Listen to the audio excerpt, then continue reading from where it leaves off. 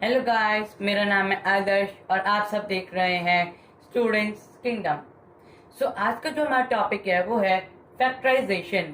ये आप में से बहुत लोगों के एग्जाम में भी आ रहा होगा, और अगर नहीं आ रहा तो ये भी बहुत डिफिकल्ट है। मतलब अब जब इसे स्टार्टिंग में स्टार्ट करेंगे तो आपको ये डिफिकल्ट लगेगा। ये टॉपिक मेरे लिए भी डिफिकल्ट था, बट प्रैक्टिस के बाद ये ईजी हो गया है। ये हमारा चैप्टर 14 है एनसीईआरटी बुक का। चलते हैं, इसे स्टार्ट करते हैं। ये बहुत इंटरेस्टिंग टॉपिक भी है, तो आज मैं आपको इसके सिंपल एक्सप्लेनेशन दूंगा, स्टार्टिंग के कुछ क्वेश्चंस बताऊंगा। ऐसे ही करके हम इसके कुछ पार्ट्स बनाएंगे क्योंकि ये चैप्टर थोड़ा बड़ा है। तो लेट्स स्टार्ट गाइस। फैक्टराइज, तो इसमें हमें जो नंबर्स दिए जाएंगे हमें उन्हें फैक्टराइज करना है। आप कह सकते हैं कि हमें उसे फैक्टराइज करने होते हैं। ओके गाइस, जैसे कि यहाँ पे हम एक नंबर लेते हैं, उससे स्टार्ट करते हैं। आज का जो और guys don't forget to subscribe, drop a like if you like this video. हम पहला जो नंबर लेंगे वो है फर्स्ट नंबर 12x एंड 36। ये आपके एनसीईआरटी बुक में भी एक क्वेश्चन, अगर आप इसे ध्यान से देखेंगे तो आपको पहली बार में समझ आ जाएगा, ये इजी है। इसके बाद वाले जो एक्सरसाइजेज है उसमें ये थोड़ा डिफिकल्ट होगा, बट अभी स्टार्टिंग में इजी। अगर आप वीडियो देखेंगे तो आपको ये समझ आएगा, बहुत इजीली आप समझ जाओगे। 12x। अब आप 12x को इलैबोरेट करेंगे। मेरा मतलब है हम इसके फैक्टर्स निकालेंगे। जैसे कि आप मेरी पहले वीडियो में देख सकते हैं हम फैक्टर्स कैसे निकालते हैं, आपको उसमें देख के समझ आ जाएगा। 12x के फैक्टर्स क्या हैं? 12x। और गाइस अलजेब्रा एक्सप्रेशंस अगर आपने नहीं किया तो वो चैप्टर ट्रांजिशन के लिए ज़्यादा ज़रूरी है। अगर आप चाहते हैं कि मैं उस पर भी वीडियो बनाऊं तो आप मेरे को कमेंट कर सकते हैं कमेंट बॉक्स में। हमारा जो पहला नंबर है वो है 12x। अब हम 12x को फैक्टराइज करेंगे। हम नॉर्मली इसे बॉक्स में डाल के प्राइम फैक्टराइजेशन मेथड यूज करने की जरूरत नहीं है, हमने इसे नॉर्मल भी कर सकते हैं। लाइक मैं 12x करूंगा, तो 12x, तो 12x को हम क्या लिख सकते हैं? 6 इंटू 2। 6 भी हमारा 3 इंटू 2 हो सकता है, तो हम 6 को भी 3 इंटू 2 कर लेते हैं। 3 इंटू 2 इंटू 2, 3 इंटू 2 6, 6 2 12। यहाँ पे हमारा 12 आ गया, और एक x भी है, x भी मल्टीप्लाई कर देते हैं। और जो हमारा नेक्स्ट नंबर है वो है 36। 36 को हम क्या लिख सकते हैं? 12 की टेबल में देखिए आप, 12 इंटू 3 36, तो 12 इंटू 3। अब हम 12 को क्या लिख सकते हैं यहाँ पे? और जैसे कि हमने पहले देखा 3 इंटू 2 इंटू 2 लिख सकते हैं। 3 इंटू 2 6 इंटू 2 12, 12 इंटू 3 36। अब इसमें से हम आज देखिए सेम नंबर्स कौन से, आपको पेयर्स बनाने हैं फिर से 2 के। एक ये तो हो गया, एक ये हो गया, एक ये भी हो गया, एक ये हो गया और ये भी हो गया। हमारे पास क्या रह गया? x और 3। हम उसे साइड ला देते हैं, हमें उनसे कोई मतलब नहीं है अभी। तो अभी हम इसे कर लेंगे मल्टीप्लाई। हमारे पास 3 2 2। हम इसे एक ही बार में लेंगे, पेयर को हम एक ही बार मानेंगे। ओके गाइस, तो अब इसे लें। हमारे पास पहला नंबर है 3, दूसरा नंबर है 2 एंड तीसरा नंबर भी 2। तो 3 इंटू 2 इंटू 2, तो 3 2 6, 6 2 12। हमारे पास यहाँ पे कॉमन फैक्टर क्या आ गया? 12। तो यहाँ पे हमें इसमें कॉमन फैक्टर फाइंड करना है, जो बहुत इजी है गाइस। आपको बिल्कुल समझ आ जाएगा, बिल्कुल समझ आ गया होगा। एंड ड्रॉप अ लाइक अगर आपको मेरी वीडियो पसंद आ रही है, या फिर आपको एक क्वेश्चन बहुत अच्छे से समझ आ गया है। अगर आपको नहीं आया तो मैं हूं ना यहाँ पे, मैं आपकी क्वेरीज इजिली सॉल्व करूंगा। हम एक और छोटे नंबर लेंगे, उसके बाद बड़ा नंबर भी लेंगे। ओके गाइस, तो हम एक और नंबर ले सकते हैं 2y और 22xy। ओके गाइस, तो हमारा जो नेक्स्ट नंबर है, सेकेंड नंबर है हमारा 2y and 22xy। सो आपको ये सब विजिबल है ना गाइस? जी गाइस, ये सब आपको विजिबल है। तो अब हम आगे करते हैं। सो अब हम इसमें कॉमन फैक्टर्स लेते हैं। तो पहले इरेज कर लेते हैं गाइस, मे बी आपको ना दिखे क्योंकि ये थोड़ा मे बी लंबा हो सकता है इसके और इसके बाद वाला, तो इसे इरेज कर लेते हैं पहले। तो सेकंड नंबर था हमारा 2y एंड 22xy। तो सबसे पहले हम 2y को करते हैं। 2y तो गाइस बहुत इजी है। 2y हो जाएगा हमारा 2 इंटू वाई और 22 इंटू एक्स इंटू वाई। हम इसे 22 को कैसे लिख सकते हैं? तो 22xy को हम लिख सकते हैं 22 किसकी टेबल में आता है गाइस? 11 की टेबल में। 11 कितने टाइम्स? 2 टाइम्स। तो 11 को तो हम और ज्यादा इलेबोरेट नहीं कर सकते। मेरा मतलब है हम उसके और कॉमन मतलब उसके और फैक्टर्स नहीं कर सकते। तो 11 को हम एज इट इज लिख देंगे 11 इंटू 2 तो वैसे भी नहीं कर सकते, आप सब समझ गए होंगे, इंटू एक्स इंटू वाई। तो यहाँ पे सिमिलर चीजें क्या है हमारे पास? हाँ, एक 2 है, 11 तो है नहीं हमारे पास कॉमन, सो हम 11 को हटा देंगे, हमें उससे कोई काम नहीं है। हमारे पास एक y भी है यहाँ पे, इस पे कई y है। ओ या ये रहा गाइस, y भी है हमारे पास। सो कॉमन फैक्टर्स हमारे पास हो गए 2 इंटू वाई। गाइस याद रखिएगा, हम इसे पेयर्स में जो लेते हैं उसे एक ही बार मानते हैं। फॉर एग्जाम्पल 2 और 2 को हमने कॉमन लिया। कॉमन का मतलब ही क्या होता है? कॉमन का मतलब आप सब समझते हैं कि कॉमन एक जैसा, मतलब एक, तो हम उसे एक ही बार लेंगे। तो 2 into Y equals to 2y। So इसका कॉमन फैक्टर क्या है गाइस? इसका कॉमन फैक्टर है 2y।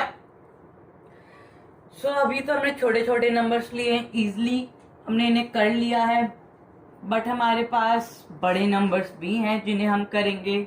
आपको ये अभी तक समझ आ गया होगा आई गेस। तो हम बड़ा नंबर ले सकते हैं। सो बड़ा नंबर हम क्या लें? 3 नंबर लेते हैं। ट्रिपलेट ले ले गाइस, ट्रिपलेट लेते हैं। चलिए 10pq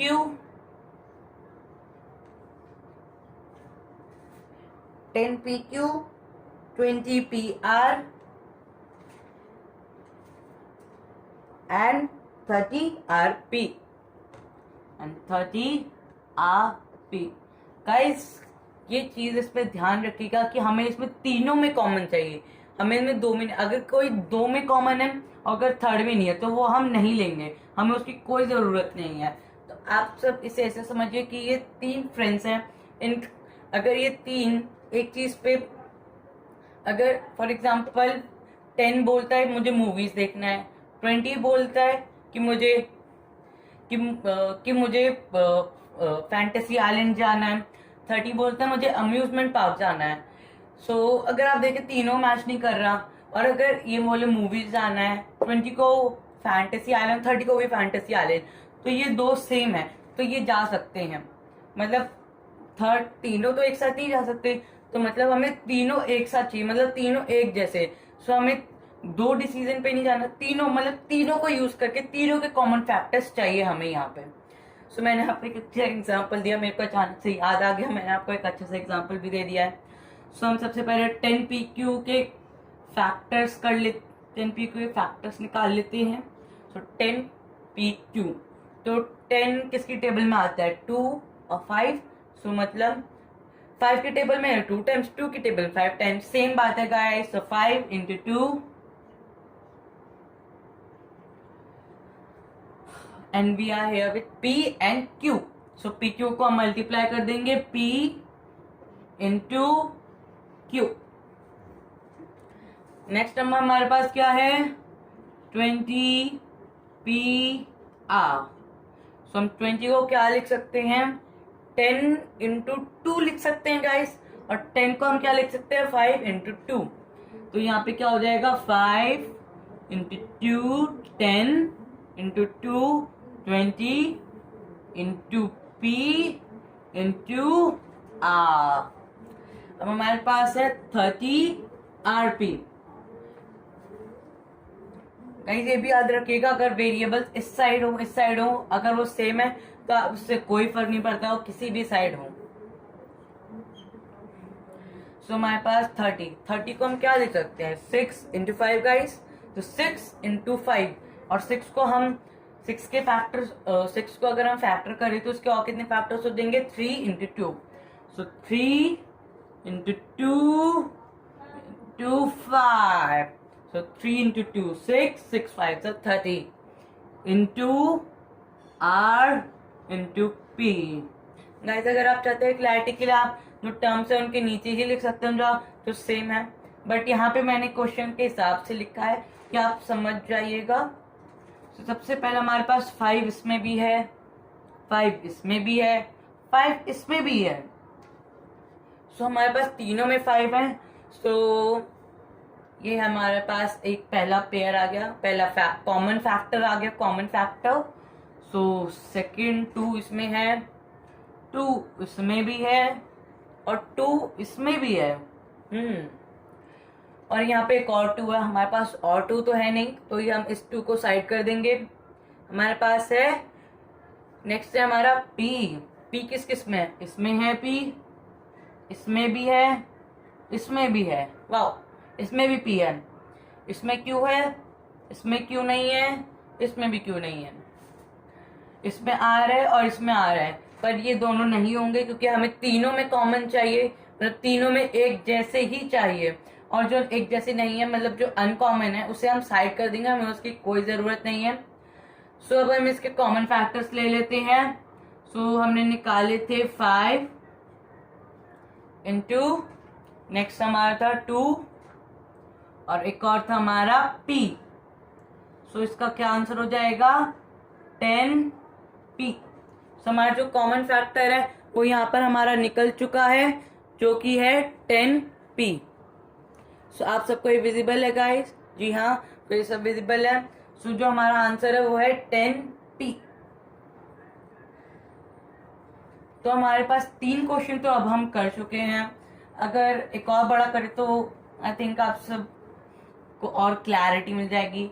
मैं तो चाहता हूँ कि आप सबको बिल्कुल डाउट क्लियर हो जाए, आपको ये टॉपिक समझ आ जाए, चाहे वो एग्जाम्स के लिए हो, आपको अलग से जानना हो, वो किसी भी तरह हो, ये टॉपिक बस समझ आ जाए, मैं तो बस यही चाहता हूँ।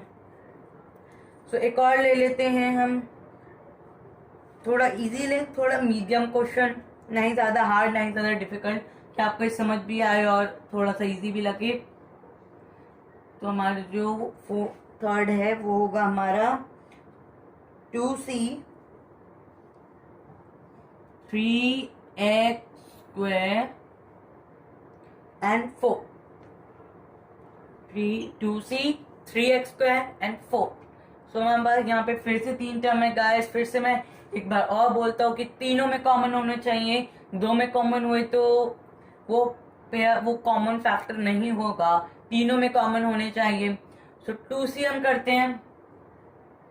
सो 2C equals to 2 into C 3x²। So 3 को तो हम 3 के और फैक्टर्स नहीं हो सकते, तो 3 को हम 3 लिख देंगे, और हमारे पास x² है जिसके ऊपर जितनी पावर होगी हम उसे उतनी बार रिपीट करेंगे। फॉर एग्जाम्पल यहाँ पे x⁻² 2 है तो 3 इंटू x एंड 4 को हम लिख सकते हैं 2 इंटू 2। अब गाइस आप एक बार इसे देखिए और इसमें मेरे को बताइए कि इसमें कॉमन फैक्टर्स कौन कौन से हैं, कमेंट बॉक्स में जाके लिखिए, और मेरे को ये बताइए कि आपको इसमें क्या लगता है कॉमन फैक्टर्स कौन कौन से हैं, और अगर है या नहीं है, अगर आपको लगता है इसमें कॉमन फैक्टर्स नहीं है तो मेरे को कमेंट बॉक्स में जरूर बताइएगा, और आप ये भी बताइएगा कि आपने क्या सोचा इस क्वेश्चन में, इसे कैसे कर सकते हैं। What you thought in this question, tell me in the comment box. So मैं इसका आंसर आपको बता देता हूँ गाइस। अगर आपने इसका आंसर 1 सोचा तो आप सब सही है, किसी भी नंबर का कॉमन फैक्टर 1 जरूर होता है, कॉमन फैक्टर 1 जरूर होता है। अगर आपके टीचर आपको एक ऐसा क्वेश्चन दे दें जिसमें आपको कॉमन फैक्टर्स नहीं मिल रहे, उसका सीधा सा आंसर हो जाएगा 1, क्योंकि अगर आप देखें 2C इंटू 1 लिख दे तो कोई फर्क पड़ेगा नहीं, इधर भी 1 लिख दे नहीं फर्क पड़ेगा, इधर भी 1 लिख दे नहीं फर्क पड़ेगा। तो आप सब देख सकते हैं 1 1 एंड 1। सो 1 हर सबका कॉमन फैक्टर होता है, बट ये कि आप सब में लगा रहे हैं कि आपको अपना माइंड लगाना था। जब आपके पास कोई भी कॉमन फैक्टर नहीं होता अब आप 1 लिख सकते हैं, वैसे आप नॉर्मली नंबर्स लिख सकते हैं। सो गाइज यही थी मेरी आज की वीडियो। अगर आपको वीडियो पसंद आई है तो मेरे को ज़रूर बताइएगा, और मेरे को ये भी बताइएगा कि आपको इसका नेक्स्ट पार्ट चाहिए। आपको मतलब किसी क्वेश्चन में डाउट है कुछ, आप कमेंट बॉक्स में लिख सकते हैं। And please do subscribe and like my channel. मैं ऐसी एजुकेशनल एंड एंजॉयबल वीडियोस लाता रहता हूँ अपने चैनल पे। So guys thank you and bye bye.